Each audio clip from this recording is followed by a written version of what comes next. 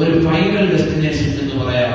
അവിടെ നമ്മൾ എത്തിച്ചേരും ഇൻഷാ അല്ലാഹ്. സുൽത്താനുൽ മുഖ്തദിറിൽ നിന്ന് ഹബീബ് സല്ലല്ലാഹു അലൈഹി വആലിഹി വസഹബിഹി വസല്ലം തങ്ങൾ വന്നു ചേരാൻ പോവുകയാണ്.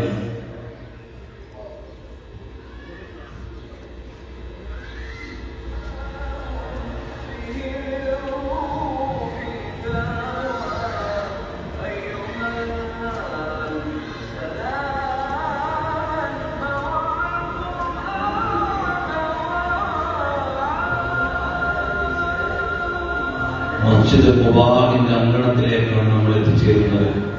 1446 കൊല്ലം മുമ്പ് നമ്മുടെ എല്ലാമായ ലോകപ്രഭു മുഹമ്മദ് റസൂലുള്ളാഹി സ്വല്ലല്ലാഹു അലൈഹി വസല്ലം നിങ്ങൾ എത്തിച്ചേർന്ന ഖുബാ പള്ളിയുടെ പരിസരം.